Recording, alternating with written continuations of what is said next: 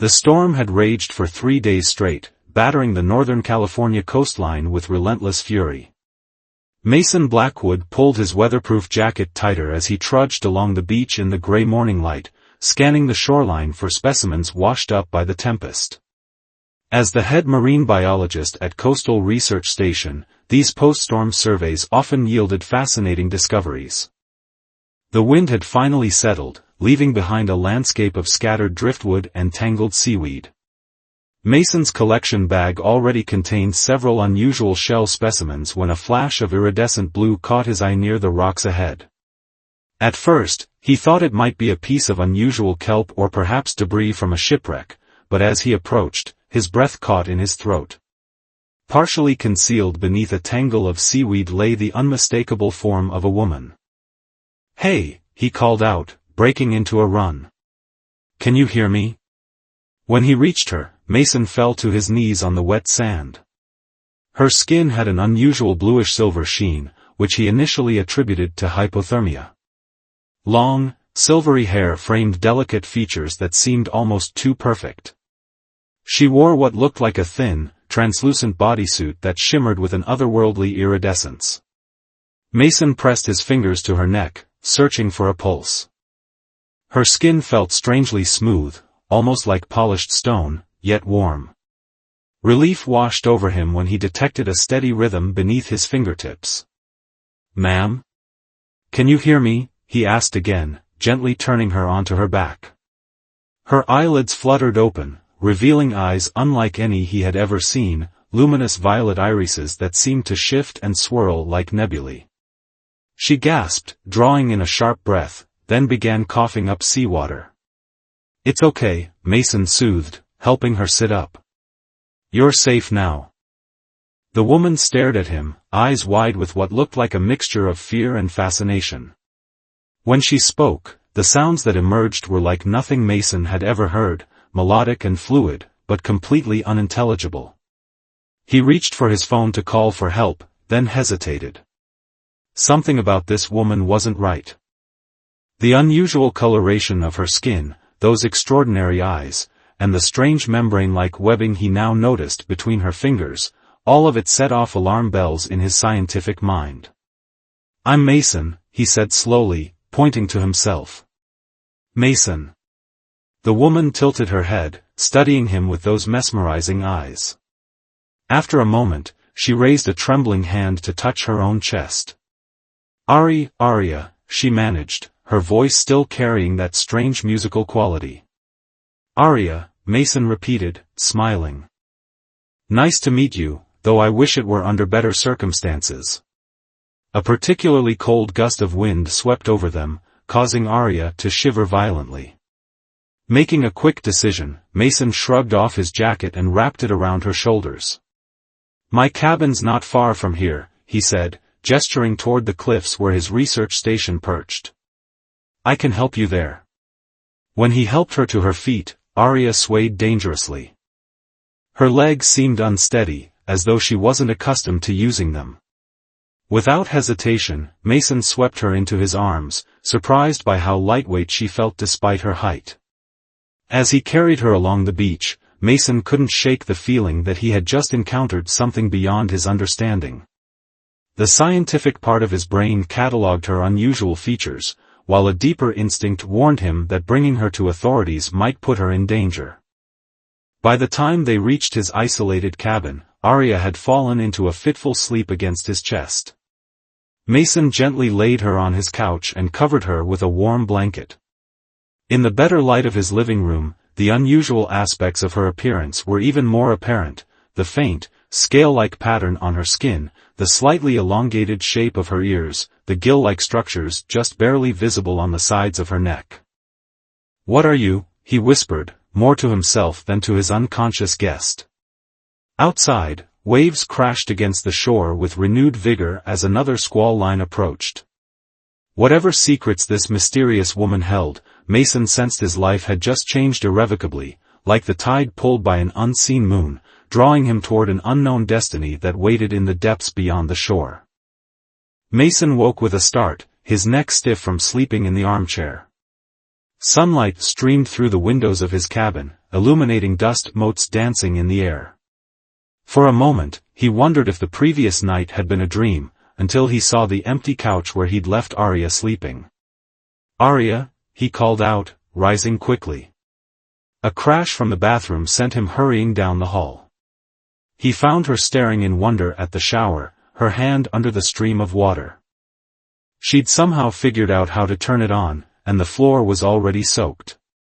"I see you've discovered modern plumbing," Mason said, trying to keep his voice light despite his shock at her appearance in daylight. The bluish tint to her skin was more pronounced now, with an almost luminescent quality. Fine, scale-like patterns shimmered across her shoulders and down her spine, visible through the thin material of her strange attire. The membrane between her fingers was fully extended as she played with the water, an expression of pure joy on her face. "Water," Mason said clearly, pointing to the shower. "Water. Water," Arya repeated, her accent giving the word a musical lilt. Her violet eyes sparkled with intelligence as she gestured to the shower and then to herself, making a flowing motion with her hands. "Yes, water is like you?" Mason guessed, fascinated. She nodded eagerly, then pointed to her throat and made a drinking motion. "You're thirsty," Mason realized. He filled a glass from the tap and offered it to her. Arya sniffed it curiously before drinking. She grimaced slightly, but drained the glass. "Different," she managed to say, her first recognizable English word besides her name. Over the next few hours, Mason discovered that Arya was a remarkably fast learner. By midday, she had mastered several dozen common words, though her pronunciation remained distinctly otherworldly. By evening, she was forming simple sentences. "Your world bright," she told him as they sat on his deck overlooking the ocean at sunset. "My home deeper. Darker. Deeper? You mean you live in deep water?" Mason asked, his scientific curiosity overwhelming his disbelief. Arya looked at him with those mesmerizing eyes, seeming to weigh how much to reveal. "Yes. Far below." Mason's mind raced with possibilities. Deep-sea human civilization?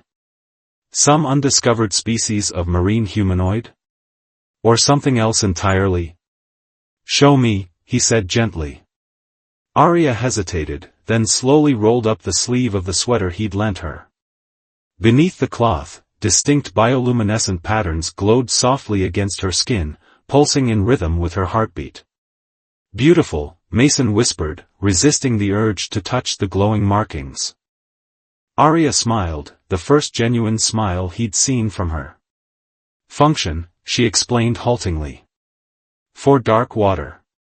For communication." That night, Mason couldn't sleep. He sat at his desk, making notes about everything he'd observed, drawing sketches of Arya's unusual features. As a scientist, he knew he should report this discovery. It could revolutionize our understanding of life on Earth. But something held him back. The thought of Arya being taken away, studied, dissected perhaps, made his stomach turn. On the third day, he took her to his private research pool where he usually studied local marine life. Arya's excitement was palpable. The moment they arrived, she stripped down to her strange, shimmering bodysuit and dove in with a grace that left Mason breathless. What happened next defied explanation. Beneath the water, Arya transformed. The gill-like structures on her neck opened fully, and the webbing between her fingers and toes extended to form elegant swimming appendages. She moved through the water with supernatural speed and agility, twisting and turning like a dolphin. When she finally surfaced after nearly 15 minutes underwater, Mason was sitting at the edge of the pool, his scientific worldview thoroughly shattered. "You're not human," he stated simply. Arya swam to him, resting her arms on the pool edge. Up close, her violet eyes reflected his own amazed expression. "No," she agreed. "Not human." That evening, as they sat before the fireplace in his cabin, Arya's command of English had improved dramatically. She explained that her species could absorb languages through prolonged contact, a necessity for their role as explorers. My people call themselves the Nereid, she explained. We come from, not this world. You're extraterrestrial, Mason said, the word feeling strange on his tongue. Alien. Arya nodded. Yes. But not like your stories. We explore water worlds. Learn. Study. And Earth? What are you doing here? Mason asked, aware that his hand had drifted closer to hers on the couch. Assessing. Your oceans die slowly. We might help. Their fingers were nearly touching now. The fire cast a warm glow across her alien features, making the luminescent patterns beneath her skin pulse more intensely. Mason was suddenly aware of how close they were sitting, and how, despite everything logical in his brain telling him this was madness, he was drawn to her in a way he couldn't explain. Arya seemed to sense his thoughts. Her head tilted slightly as she studied his face. Your heart rate increases, she observed. Your pupils dilate. These are attraction signals. Mason felt heat rise to his face. I'm sorry, I don't mean to make you uncomfortable. To his surprise, Arya smiled and deliberately closed the distance between their hands, her cool fingers intertwining with his warm ones. The sensation sent an electric current up his arm. Not uncomfortable, she whispered. Curious. Among my kind, attraction begins with luminescence. Among humans? Mason swallowed hard. It usually starts with this, he said softly, and leaned forward to brush his lips gently against hers. The kiss was brief, tentative, but when they pulled apart, the luminescent patterns across Arya's skin were pulsing rapidly, casting the room in a soft, ethereal glow. Outside, the tide rolled in under a full moon, waves crashing against the shore with increasing intensity, much like the feelings crashing through Mason's heart as he gazed into the eyes of a woman from beyond the stars. 2 weeks had passed since Mason found Arya on the beach. He'd called in sick to the research station, using accumulated vacation time to stay with her at his isolated cabin. Each day brought new discoveries about her species, her world, and the growing connection between them. Your oceans are so rich with life, Arya said as they walked along the private stretch of beach near his home. Her English was now nearly perfect, though her accent still carried that musical quality that made Mason's heart skip. But also, so damaged. Humans haven't been the best caretakers, Mason admitted, watching as she stooped to examine a piece of plastic that had washed ashore. That's partly why I became a marine biologist, to help protect what we still have. Arya nodded, her silver hair catching the sunlight. My mission was to assess the viability of intervention. The Nereid have technologies that could heal your oceans, remove the accumulations of your waste products. That would be incredible, Mason said. The scientific community would. No, Arya cut him off, her expression suddenly serious. My people do not wish to be known to yours yet. Humanity is. She paused, searching for the right word. Unpredictable. Often violent toward the unknown. Mason couldn't argue with that assessment. So why tell me? Arya's luminescent patterns pulsed softly beneath her skin as she stepped closer to him. Because you are different. You see with your heart as well as your eyes. That evening, as moonlight spilled through the windows of the cabin, their relationship transformed. What began as a gentle kiss deepened into something more urgent, more primal. Mason's hands traced the glowing patterns along Arya's spine, eliciting soft sounds from her that were half human, half something else entirely. Are you sure? He whispered against her neck, aware that they were crossing a boundary that perhaps no human and Nereid had crossed before. In response, Arya guided his hand to a central pattern over her heart, where the luminescence pulsed most intensely. This is our connection point, she explained, her voice husky. Among my kind, the sharing of light is the most intimate act. As their bodies intertwined, the bioluminescent patterns on Aria's skin began to spread, transferring like liquid light onto Mason's skin wherever they touched. The sensation was indescribable, like every cell in his body was awakening to a new form of pleasure, a connection that transcended the merely physical. Later, as they lay tangled in sheets that still glowed faintly with transferred luminescence, Aria traced patterns on his chest. "I've never experienced anything like that," Mason said softly. "Nor I," Aria admitted. "The genetic compatibility between our species was unexpected." Mason propped himself up on one elbow. "Wait, compatibility? You mean we could?"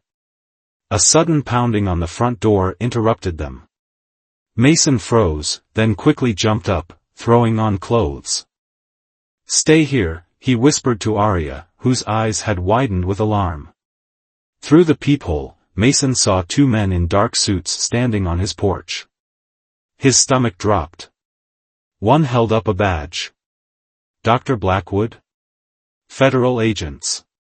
We need to speak with you regarding some unusual readings in this area." Mason opened the door just enough to show his face. "It's nearly midnight. Can this wait until morning?" "I'm afraid not, sir," the taller agent said. "We've detected unusual energy signatures coming from this location. Part of a national security investigation." Mason's mind raced. They must have detected Aria's bioluminescent energy somehow. "I'm a marine biologist. The only energy signatures here are from my research equipment." "Then you won't mind if we take a look," the second agent said, his hand moving subtly toward what Mason suspected was a concealed weapon. "Actually, I would mind. It's late, and you'll need a warrant." Mason started to close the door, but the first agent stuck his foot in the gap. "Dr. Blackwood, we have reason to believe you're harboring a non-terrestrial entity. Cooperation would be in everyone's best interest." A cold fear gripped Mason's heart. How did they know? "That's ridiculous," he said, trying to keep his voice steady. "Now please leave my property." The agents exchanged glances. "We'll be back in the morning, with a warrant," the first one said. "Don't do anything foolish, Dr. Blackwood." As they retreated to a black SUV parked on the road, Mason closed the door and leaned against it, his heart pounding. When he returned to the bedroom, Aria was already dressed, her expression grave. "They know," she said simply. "How could they possibly?" "The connection we shared," Aria explained. "The energy release would have been detectable with the right equipment. I should have been more careful." Mason ran a hand through his hair. "We need to leave. Now. They'll be back, and next time they won't take no for an answer." Within minutes, they had packed essentials into Mason's old Jeep. As they pulled away from the cabin, Mason caught a glimpse of Aria looking back at the ocean, her expression unreadable. "I can call my people," she said quietly. "They can extract me." Mason reached for her hand, squeezing it gently. "And then what? You leave, and I never see you again?" The bioluminescent patterns on Aria's skin pulsed in what Mason now recognized as a sign of emotional distress. There may be another option. But it would mean leaving everything behind. Your work, your world. Mason was silent for a long moment, watching the coastline recede in his rearview mirror. Behind them, a second pair of headlights appeared on the road. "We've got company," he said grimly, pressing harder on the accelerator. "Whatever that other option is, I think we'd better discuss it on the move." As the Jeep sped into the night, Aria's hand tightened around Mason's, her skin glowing more intensely than he had ever seen before, a beacon of alien light in the darkness of a world that suddenly felt far more threatening than the depths from which she had emerged. Dawn broke over the coastal highway as Mason's Jeep wound its way north. They had been driving for hours, taking back roads whenever possible, switching directions unpredictably. The black SUV had fallen behind sometime around 3 a.m., but Mason wasn't foolish enough to believe they'd lost their pursuers entirely. We need to ditch the jeep soon, he said, glancing at Arya in the passenger seat. Her silver hair was tucked under a cap, and she wore sunglasses to hide her unusual eyes. They'll be tracking it. Where will we go? Arya asked, her voice tinged with concern. Mason gestured toward the coastline visible through the trees. There's a place about 20 miles ahead, an old research outpost that was abandoned years ago. It's remote, right on the water. We can regroup there, figure out our next move. When they reached the small coastal town of Trinidad, Mason parked the jeep in a public lot and they continued on foot, hiking along forest trails that bordered the cliffs. Arya moved with surprising agility over the uneven terrain, her natural grace undiminished by the backpack she carried. You're handling this well, Mason observed as they paused to catch their breath on a scenic overlook. Arya smiled faintly. The Nereid are explorers by nature. Adaptation is essential. She removed her sunglasses briefly, her violet eyes scanning the horizon. The current is changing. A storm approaches. Mason checked his weather app. Clear skies were predicted for the next 3 days. How can you tell?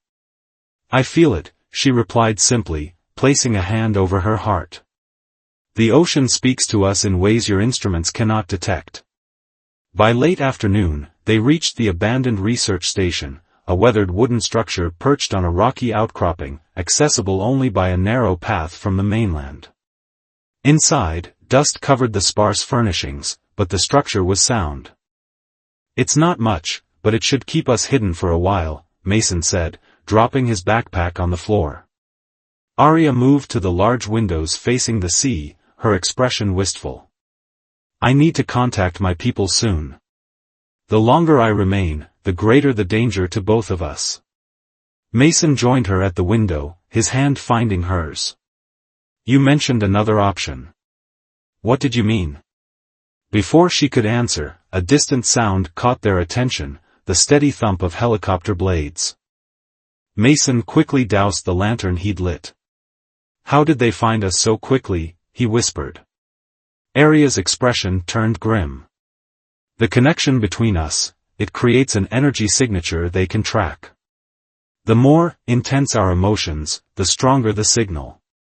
The helicopter grew louder, its searchlight sweeping the coastline below. We need to get to the water, Arya said urgently. It's our only chance. They slipped out the back door and descended a treacherous path to a small, rocky beach.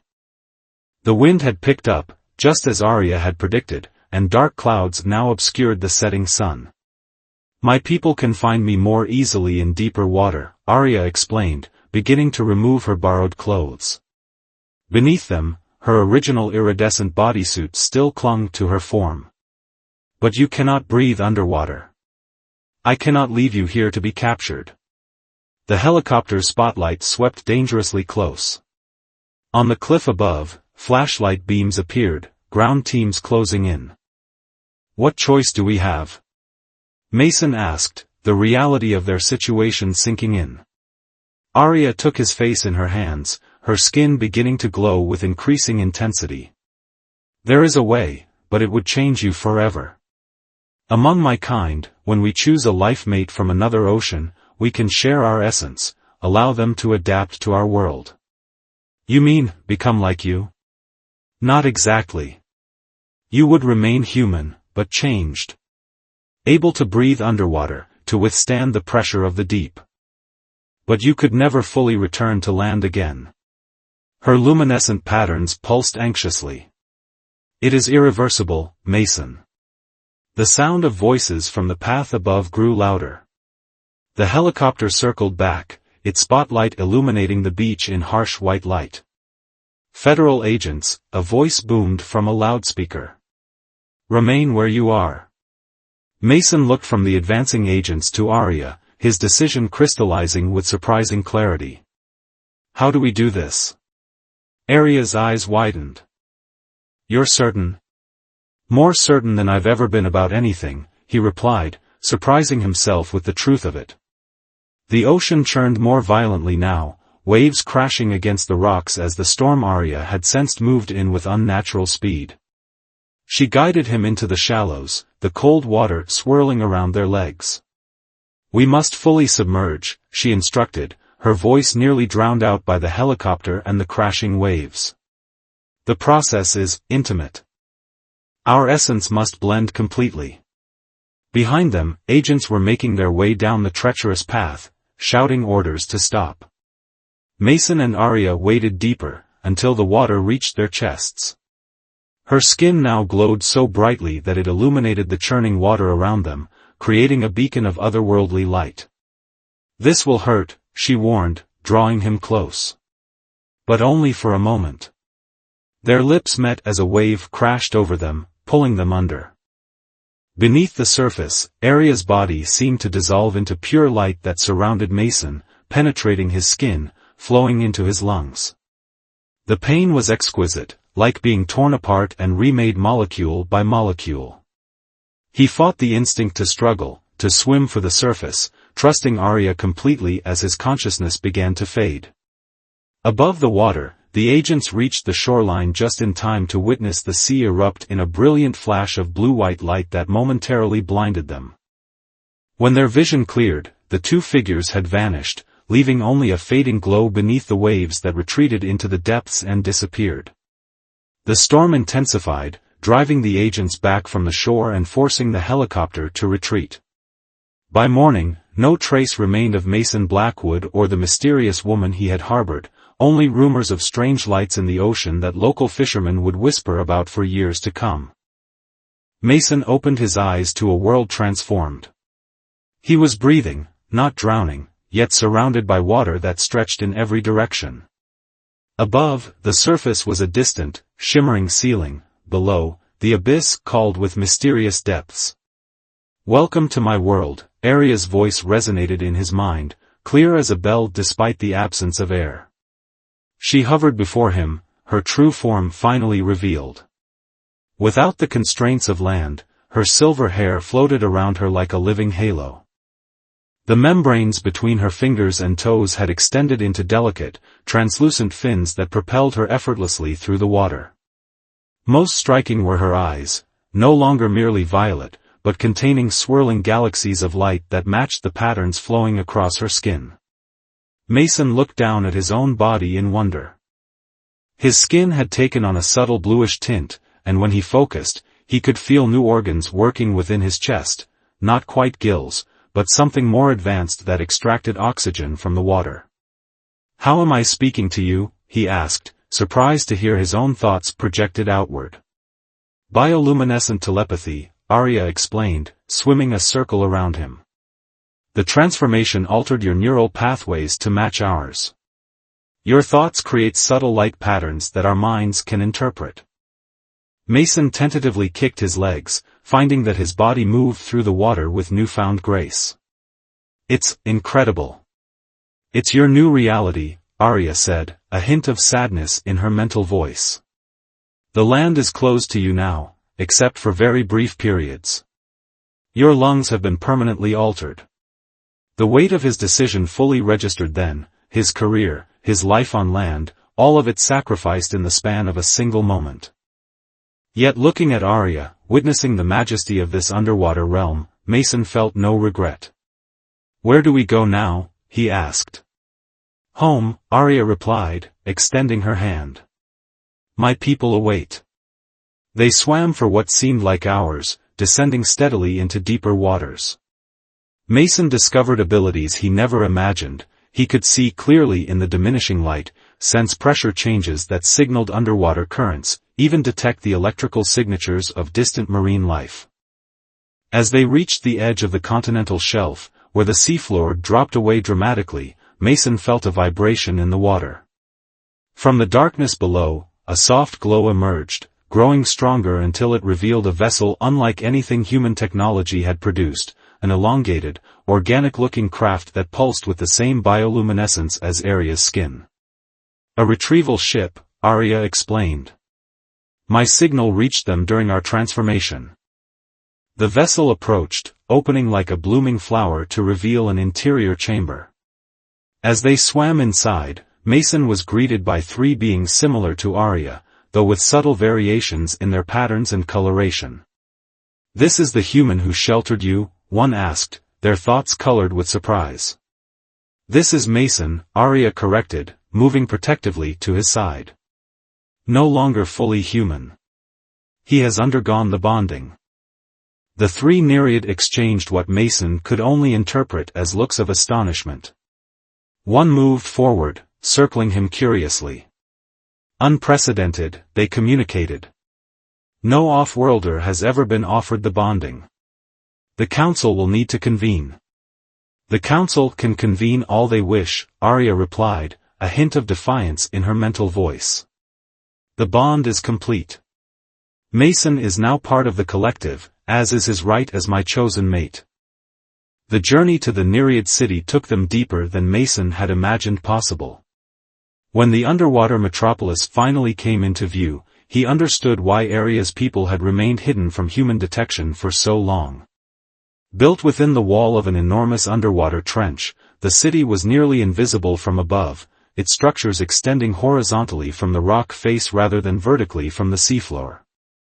The buildings themselves were alive, coral-like growths cultivated into dwellings, research centers, and gathering places, all pulsing with the same bioluminescent energy that now flowed through Mason's veins.